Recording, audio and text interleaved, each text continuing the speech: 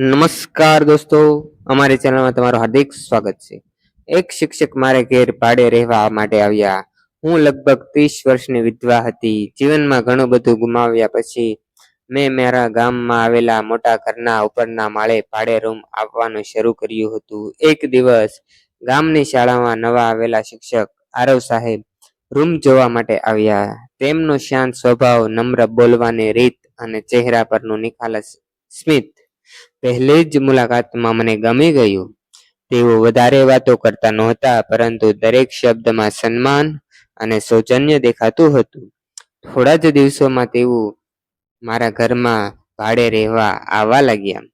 દરરોજ સવારે શાળાએ જતા પહેલા તેઓ હળવું સ્મિત કરીને હું જાઉં છું કહેતા અને સાંજે પાછા આવીને દિવસની વાતો કરતા. ધીમે ધીમે ઘરના સૂના આંગણામાં ફરીથી કોઈના પગલાંનો અવાજ ગુંજવા લાગ્યો અને મારા એકલવાયા જીવનમાં અજાણી ખુશીની કિરણો ઉતરવા લાગી. સમય પસાર થતો ગયો અને અમારી વચ્ચેના સંબંધો માત્ર મકાન માલિક અને ભાડૂતનો રહ્યો નહોતો. તેઓ ઘણીવાર મારા હાથની ચા પીતા અને હું તેમના માટે ક્યારેક ગરમા ગરમ નાસ્તો બનાવી આપતી. તેઓ હંમેશા મારી મહેનતની પ્રશંસા કરતા અને કહેતા કે મારી આંખોમાં ખૂબ હિંમત દેખાય છે. તેમની આવી નાની નાની વાતો મારા મનને સ્પર્શી જતી. હું પણ તેમની રાહ જોતી થઈ ગઈ હતી. એક સાંજે તેઓ ઘરે આવે ત્યારે આંગણું જાણે જીવંત બની જતું. ઘરમાં હાસ્ય ફરી પાછું આવ્યું હતું, જે ઘણા વર્ષોથી ક્યાંક ખોવાઈ ગયું હતું. એક સાંજે વરસાદી વાતાવરણ હતું. આકાશમાં ઘેરા વાદળો હતા અને ઠંડો પવન ધીમે ધીમે ફૂંકાઈ રહ્યો હતો. મેં વિચાર્યું કે આજે તેમને ઘરે જમવા માટે બોલાવું. મેં મનપસંદ વાનગીઓ બનાવી, ઘર સુંદર રીતે ગોઠવ્યું અને તેમને નીચે જમવા માટે આમંત્રણ આપ્યું. તે દિવસે અમારા ઘરના અમારા સિવાય બીજું કોઈ નહોતું. બહાર વરસાદના ટીપા ટીપ ટીપ બારી પર ટપકતા હતા અને અંદર શાંતિ છવાયેલી હતી. અને ધીમે ધીમે વાતો કરતા કરતા જમતા રહ્યા. શાળાના બાળકો, ગામના લોકો અને જીવનના અનેક પ્રસંગોની વાતો વચ્ચે સમય ક્યાં પસાર થઈ ગયો તેની ખબર જ પડી નહીં. ઘણા સમય પછી હું દિલથી હસી હતી અને મને લાગ્યું કે જીવન હજુ પણ સુંદર બની શકે છે. જમ્યા પછી અમે આંગણામાં ઊભા રહી વરસાદ જોતા હતા. હવામાં ભીની માટીની સુગંધ પડી ગઈ હતી.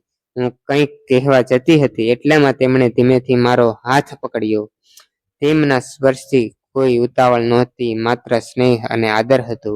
તેઓ મારી આંખોમાં જોઈને ખૂબ જ શાંત અવાજમાં બોલ્યા, તમે જીવનમાં ઘણું સહન કર્યું છે, પરંતુ આજે મને પણ તમારા ચહેરા પર જે હિંમત અને મમતા છે તે ખરેખર અદ્ભુત છે. જો તમને ક્યારેક લાગે કે તમે ફરીથી હસવા માંગો છો, તો હું એ હાસ્યનું કારણ બનવા ઈચ્છું છું. તેમની વાત સાંભળીને મારી આંખોમાં આંસુ આવી ગયા. ઘણા વર્ષો પછી કોઈએ મારા દુઃખને સમજવાનો પ્રયત્ન કર્યો હતો. હું થોડો સમય મૌન રહી. મારા હૃદયને અનેક યાદો અને લાગણીઓ એક સાથે ઉઠી રહી હતી. મેં ધીમેથી કહ્યું, મને લાગતું હતું કે મારા જીવનમાં હવે કોઈ નવો સંબંધ નહીં જન્મી શકે. તેઓ હળવેથી સ્મિત કરીને બોલ્યા, સંબંધો ઉંમર કે પરિસ્થિતિ જોઈને નથી બનતા, દિલ એકબીજાને ઓળખે ત્યારે બની જાય છે. તેમની આ વાત મારા મનમાં ઊંડે સુધી ઉતરી ગઈ. બહાર વરસાદ વધુ તેજ થયો હતો, પરંતુ અંદર એક અજાણી શાંતિ અનુભવતી હતી. મને લાગ્યું કે વર્ષો પછી મારા જીવનમાં ફરી એકવાર આશાનો દીવો પ્રગટ્યો છે. તે સાંજ પછી અમારા સંબંધમાં વિશ્વાસ વધુ ગાઢ બન્યો. અમે એકબીજાની લાગણીઓ આદર કરતા રહ્યા. દરેક સવાર નવી આશા લઈને આવતી અને દરેક સાંજ અમારી લાંબી વાતોથી રંગીન બની જતી. તેમના હાથમાં મને ફરીથી જીવન જીવવાની ઈચ્છા થવા લાગી. મારા ચહેરા પરનું સ્મિત હવે બનાવટી નહોતું, પરંતુ દિલમાંથી નીકળતું હતું.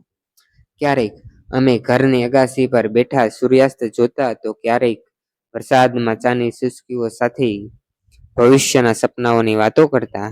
પ્રેમ ક્યારે આવ્યો તેની ખબર જ પડી નહીં, પરંતુ એ પ્રેમમાં ઉતાવળ નહોતી, માત્ર વિશ્વાસ, સન્માન અને એકબીજાનો સાથ જીવનભર નિભાવવાની વાત હતી.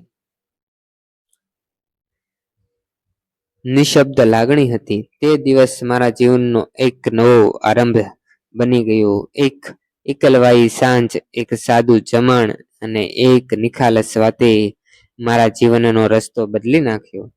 મને સમજાયું કે સાચો પ્રેમ શબ્દોના શોરમાં નહીં, પરંતુ સન્માનભર્યા સ્પર્શ, નિખાલસ નજર અને હૃદયથી બોલાયેલા થોડાક શબ્દમાં જ છુપાયેલો છે.